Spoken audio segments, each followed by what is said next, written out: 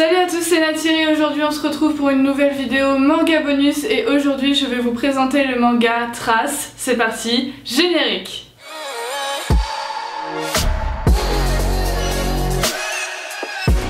Aujourd'hui j'avais envie de vous présenter le manga Trace ou Trace, je sais pas trop comment on le dit. C'est un manga que j'ai découvert il y a peu et je me suis dit qu'il fallait en parler parce que personne n'en parle et qu'il vaut vraiment le détour. Trace est donc un seinen des éditions Komiku. C'est un manga écrit et dessiné par Kei Koga. En France c'est une série qui est en cours avec 2 tomes de sortie, donc c'est ces deux-là. Et le tome 3 sortira le 14 mars. Et au Japon c'est une série qui est en cours avec 5 tomes de sortie mais on n'a pas de date pour le 6e tome. Comme vous pouvez le voir sur les deux couvertures, c'est un manga sur les sciences médico-légales, mais pas de panique, c'est pas un NCIS version manga. L'histoire tourne autour de 2 personnages qui sont Nano et son chef Reiji Mano. Nano est une jeune femme scientifique au département des sciences médico-légales où elle est seulement depuis 2 ans et elle va donc découvrir au fur et à mesure des tomes les faces cachées de son métier des sciences médico-légales. Dès le début elle est associée à Reiji Mano qui est donc expert dans son domaine des sciences médico-légales et au fur et à mesure des tomes on découvre qu'il n'est pas seulement expert médico-légal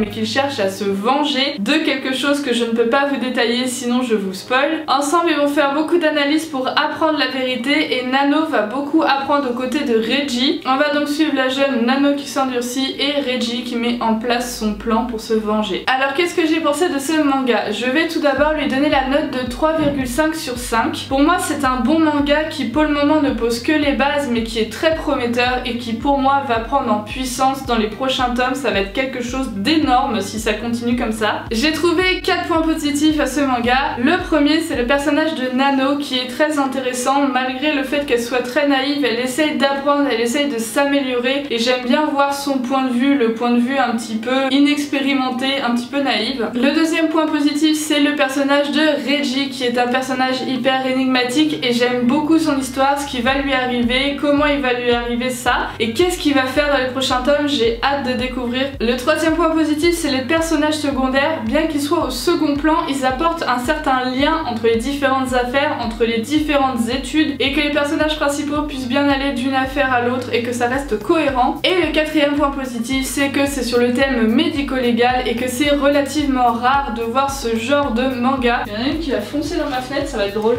Elle va faire pof.